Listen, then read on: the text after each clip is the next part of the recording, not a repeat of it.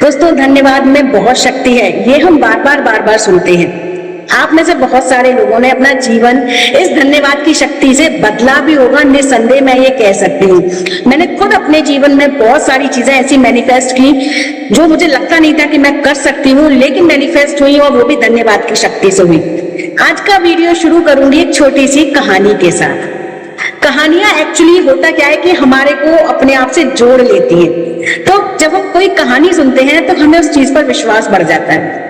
एक बार एक गांव में एक साधु आए और वो साधु उसी गांव में रहने लगे। साधु के बहुत सारे शिष्य भी थे उनके साथ में। तो शिष्यों ने गांव वालों को बताया जब साधु आए कि ये साधु जो है ये परमात्मा से बातें करते हैं। गांव वालों को पहले तो यकीन नहीं हुआ, लेकिन जब कोई ऐसी चीज होती है तो हम उसको आजमाना चाहते हैं। तो कुछ गांव वालों ने अपनी कुछ बातें कही और कहा उनसे कि आप परमात्मा से जाके पूछिए ऐसा क्यों है या फिर ऐसा कब होगा। और कुछ दिनों बाद साधु ने जब उनको जवाब दिए तो वो सारी बातें सच होने लगी, तो लोगों का विश्वास बढ़ने लगा। वहां उसी गांव में एक जो थे बहुत बड़े व्यापारी रहते थे।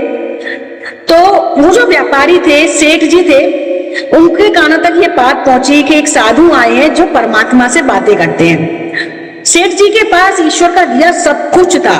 मतलब कहते हैं ना, जीवन में जिन सुखों की जरूरत होती है, जिन 7 सुखों की, ईश्वर की कृपा से वो भरपूर थे सेठ जी के जीवन में। सेठ जी को कुछ मांगना तो था नहीं। सेठ जी गए साधु के पास और साधु के पास जाके बोले, महाराज मैंने सुनाया परमात्मा से बातें करते हैं। साधु बोले कि हाँ आपने ठीक ही सुना है। तो उन्होंने कहा तो अगर अब की बार आप परमात्मा से आपकी बातचीत हो तो मेरा एक काम करना कि परमात्मा से कहना उन्होंने मुझे सब कुछ दिया है, सब कुछ दिया है, अब मुझे देना बंद कर दे। उनको मैं कितना धन्यवाद करूं, उन्होंने मुझे इतना दिया है कि मुझसे संभलता नहीं। मैं कितना धन्यवाद करूं उनको। और वो ये कहते कहते रोने लग गए। साधु ने कहा कि ठीक है, अब की बार जब परमात्मा से मेरी बातें होंगी तो मैं उनको ये बात बता दूंगा। अगले ही दिन साधु के पास एक और आदमी आया, बड़ा रोता हुआ, शिकायतों से भरा हुआ, दुख से भरा हुआ, और बोला, सुना है साधु महाराज आप परमात्मा से बात करते हैं। यकीन तो नहीं है मुझे, लेकिन मैंने सुना है, लोगों ने बताया है कि आपने जो कुछ उन्हें बताया है परमात्मा से पूछ के सच हो रहा है, तो जरा मेरा भी एक काम कर देना। साधु बोले, आपने सही सुना है, मैं परमात्मा से बातें करता हूँ। आप बताइए आपका क्या काम करना है। तो उन्होंने कहा, जाके पूछना उस परमात्मा को कि क्या उसके पास इतना नहीं है कि मेरे जीवन की गरीबी दूर कर दे। क्या उसके पास इतना नहीं है कि मेरे जीवन में जो बुरा हो रहा है, जो मुझे दुख मिल रहा है उसे दूर कर दे। क्या उसकी इतनी भी सामर्थ्य नहीं है? उसने मुझे क्या दिया? कुछ भी तो नहीं दिया जिससे मैं खुश हो सकूं। साधु बोले, ठीक है, अब की बार जब परमात्मा से मेरी बात होगी तो मैं आपकी बात उनसे कह दूंगा। तो वो आदमी चला गया। अब साधु महाराज की जब परमात्मा से बातें होती हैं तो वो परमात्मा से कहते हैं कि प्रणाम करते हैं, उन्हें अपना जो भी बताना होता है वो सब बताते हैं और फिर उनसे कहते हैं, हे प्रभु एक बात और बतानी है। एक सेठ जी आए थे, बहुत रो रहे थे, कह रहे थे परमात्मा ने इतना दिया है, मैं जितना धन्यवाद करूं उतना कम है।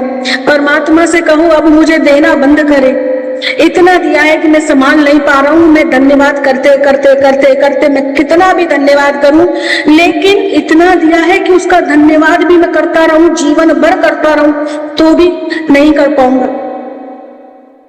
तो प्रभु आप उन्हें देना बंद कर दीजिए। प्रभु बोले, ठीक है साधु, अब की बार जब तुम सेठ जी से मिलना तो उनसे कहना कि वो मुझे धन्यवाद करना बंद कर दें और मैं उन्हें देना बंद कर दूंगा। साधु बोले, जो आज्ञा प्रभु। अब साधु ने कहा, प्रभु एक बात और बतानी है। एक आदमी और आया था, बहुत रो रहा था, कह रहा था परमात्मा ने कुछ नहीं दिया, जीवन बर्बाद है, इतने दुख हैं, परमात्मा में कोई शक्ति नहीं। अगर शक्ति है तो थोड़ा सा उसको सुख दें, अगर शक्ति है तो उसकी जिंदगी में खुशियां भरें। परमात्मा कुछ नहीं है, परमात्मा कुछ नहीं दे पा रहे उसको। तो परमात्मा बोले, साधु अब की बार जब उससे मिलना तो उससे कहना शिकायतें छोड़ दे और धन्यवाद कहना शुरू करे जो उसके पास है। जो 2 वक्त की रोटी वो खा रहा है, जो तन पर उसके कपड़े हैं, जो शरीर उसका निरोगी है, उसके लिए धन्यवाद कहना शुरू करे। फिर उसके पास वो होगा जो वो चाहता है, और वो भी होगा जो उसने सोचा नहीं था। साधु बोले ठीक है प्रभु, मैं कह दूंगा। अब कुछ दिन बाद सेठ जी आए। सेठ जी बोले साधु महाराज आपकी परमात्मा से बात हुई क्या? साधु बोले हाँ हुई ना। तो सेठ जी बोले तो आपने कहा उनसे कि देना बंद करें, मैं धन्यवाद करता जा रहा हूं लेकिन धन्यवाद कम पड़ रहा है, वो इतना दे रहे हैं मुझे। तो साधु बोले परमात्मा ने कहा है कि तुम धन्यवाद देना बंद कर दो, वो तुम्हें जो दे रहे हैं वो देना बंद कर देंगे। साधु फूट फूट के रोने लगे, कह रहे कैसे कैसे बंद कर दूं धन्यवाद देना, उन्होंने इतना दिया है, इतना दिया है कि मैं धन्यवाद भी ना दूं। मैं तो सिर्फ धन्यवाद दे रहा हूं, मुंह से बोल रहा हूं उन्होंने इतना दिया है, और आप कह रहे हैं मैं धन्यवाद भी ना दूं। ऐसा कैसे हो सकता है? धन्यवाद तो मैं दूंगा, उन्होंने जितना दिया है उसका धन्यवाद तो मैं बंद नहीं कर सकता। तो साधु बोले प्रभु ने कहा है आप धन्यवाद देना बंद करेंगे तभी वो आपको ये सब कुछ देना बंद करेंगे। साधु रोते हुए भाव विभोर होते हुए वहां से साधु वो जो सेठ जी थे भाव विभोर होते हुए साधु के हाथ जोड़ के वहां से चले गए।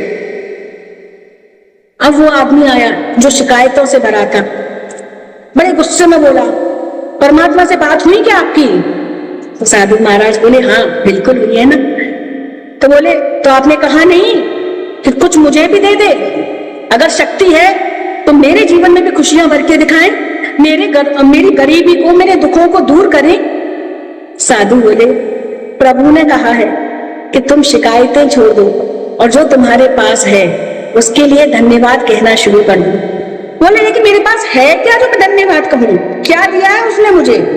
बोले ये जो तुम बोल रहे हो ना ये बोली उन्हीं की दी है, ये जो तुम्हारा शरीर है ना निरोगी ये उन्हीं का दिया है, ये जो तुम कपड़े पहने हो ना ये उन्हीं के दिए हैं, ये जो तुम 2 समय का खाना खा रहे हो ना ये उन्हीं का दिया है। इसके लिए धन्यवाद कहना शुरू करो तो और आना शुरू होगा। शिकायतें बंद कर दो तब तो कहीं जाके जीवन में समृद्धि दिखाई देगी। दोस्तों इस कहानी का सार क्या है? इस कहानी का एक सीधा सा सार ये है कि हम अपने जीवन में वो अट्रैक्ट करते हैं जो हम बार बार एक्सप्रेस करते हैं, चाहे हमारे शब्दों के द्वारा, चाहे हमारे विचारों के द्वारा और चाहे हमारे कर्मों के द्वारा। अगर हम अपने शब्दों से, अपने विचारों से, अपने कर्मों से धन्यवाद एक्सप्रेस करते हैं, एक आभार व्यक्त करते हैं हर चीज के लिए जो हमारे पास है, तो हमारी जिंदगी में वही चीज बढ़ती है। और जब हमारा पूरा फोकस हमारे शब्द, हमारे विचार, हमारे कर्म हमेशा कंप्लेंट मोड में रहते हैं, हमेशा ब्लेमिंग गेम खेलते हैं, तो हमारी जिंदगी में वही कंप्लेंट्स, वही ब्लेम गेम बढ़ता चला जाता है। अब डिसीजन हमारा है कि हमें अपनी लाइफ में वो चाहिए जिसके लिए हम थैंक यू बोल सके, या वो चाहिए जिसके लिए हम और ज्यादा कंप्लेंट कर सके।